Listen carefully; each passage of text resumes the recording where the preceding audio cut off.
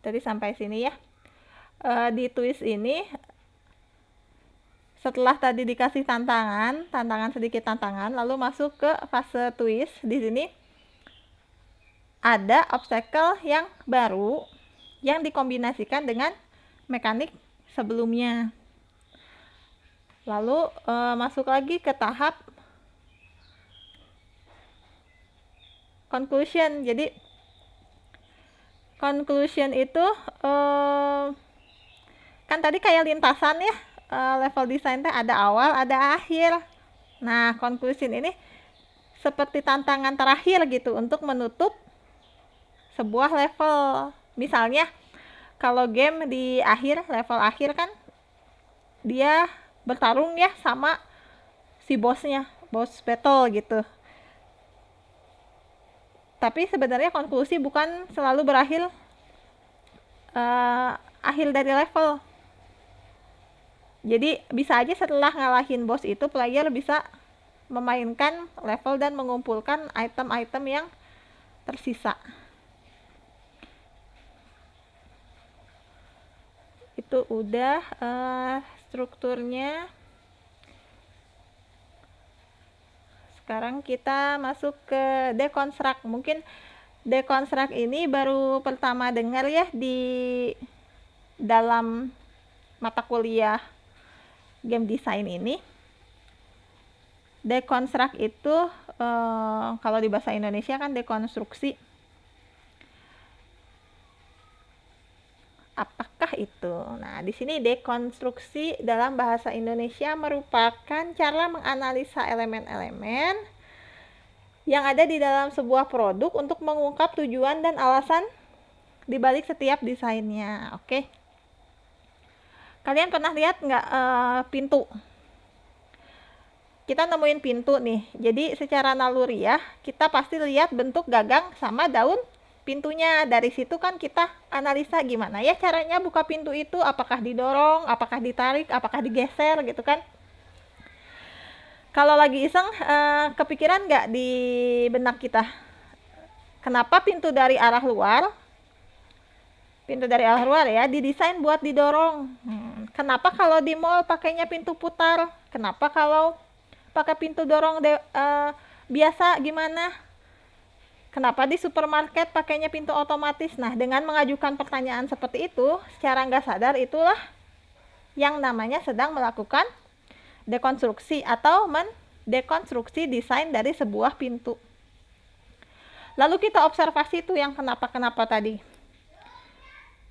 Misalnya, mungkin ya pintu di supermarket itu didesain dengan terbuka otomatis biar kalau kita sebagai pelanggan bawa troli lagi ribet banyak bawaannya, banyak belanjaannya, bisa lebih enak kan pintunya otomatis kebuka sendiri. Kebayang kalau misalnya harus buka pintunya sendiri, barang bawaannya aja banyak gitu kan. Atau pakai troli, masa didorong pintunya. Dipilihlah pintu otomatis.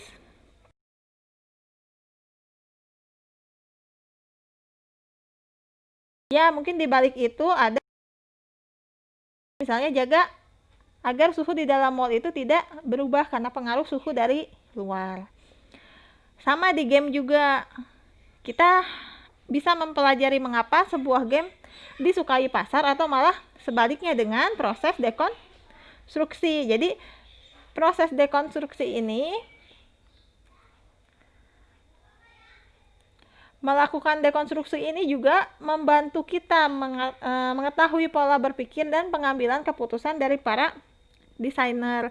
Wawasan kita juga bakal tambah luas. Jadi kita tahu nih mana sih hal-hal yang bisa diaplikasikan pada game kita dengan belajar melihat game-game yang sudah ada gitu ya, atau yang setipe dalam tanda kutip, sehingga dapat diaplikasikan,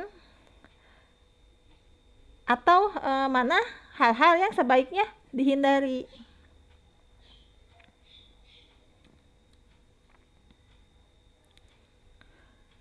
Lalu bagaimana caranya? Nah, pasti kalau mau dekonstruksi desain game ya, berarti diawali dengan kita main game dulu nih. Kita posisiin diri kita sebagai pemain biar kita gak apa-apa deh terbawa sama alur game gitu. Jadi kita memposisikan diri kita, membuat larut diri kita dari bagian awal game sehingga kita bisa merasakan pengalaman yang ditawarkan. Jadi nanti bisa tentuin core experience dari game tersebut. Fokusnya di mana? Fokus dekonstruksi ini ada di 8 elemen ya biasanya yang sudah pernah dibahas. Istilahnya mungkin kalian udah dengar ya. Sama di dekonstruksi ini kita juga melihat game dari core experience-nya, dari core loop-nya, dari mekanik game-nya, dari kamera, kontrol, sama karakternya. Kita mainin 1 hari ya, baru asik-asikan pengenalan, adaptasi. Terus besoknya kita mainin lagi selama beberapa sesi. Besoknya lagi kita mainin lagi. Nah, dengan memainkan selama beberapa sesi, taruhlah 3 hari gitu, kita bisa menentukan core loop dari game tersebut. Jadi melalui si core loop ini nanti kita bisa menganalisa motivasi pemain.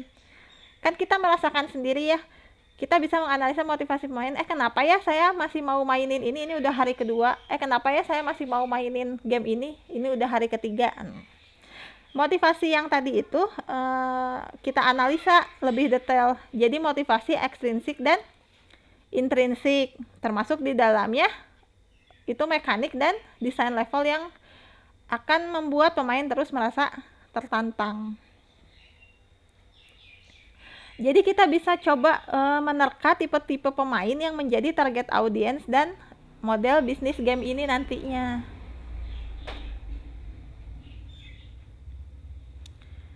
Kita lihat core loop-nya bagaimana. Sebenarnya ini core loop-nya sederhana loh, kayak gini-gini. Nah, kita lihat core loop-nya. Ketika pemain sampai pada sebuah level, dia diarahkan untuk mengeksplorasi apa gitu, ceritakan ya. Apa yang harus dikumpulkannya gitu, item-item apa yang harus dikumpulkannya, misi-misi apa yang harus dikumpulkan oleh player.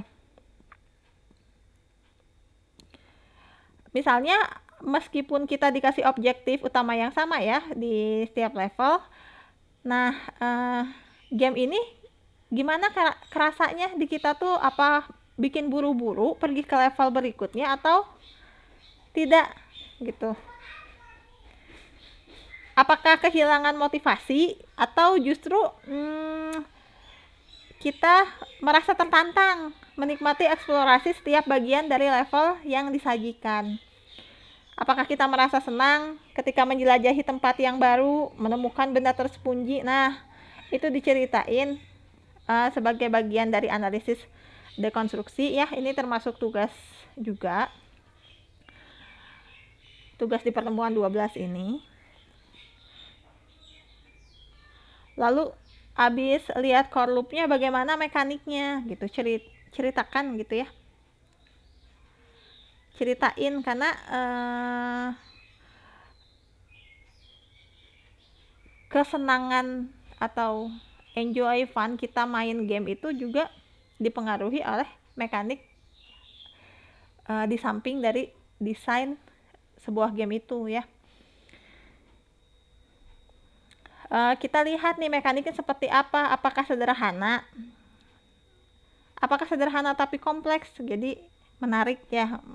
Misalnya ada hero di situ, karakter utamanya punya lompatan, tapi tiap lompatannya beda-beda jenisnya, tergantung pada situasinya.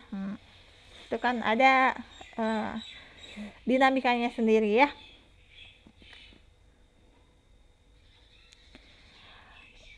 Kita lihat apakah mendorong pemain untuk belajar dengan mencoba atau tidak. Apakah menyisipkan tantangan yang bisa dilewati dengan mengaplikasikan gerakan yang sudah dipelajari sebelumnya belum ya sama si playernya. Kombinasi gerakan barunya gimana perbedaannya dari level sebelumnya, apakah itu meningkatkan motivasi kita main atau tidak.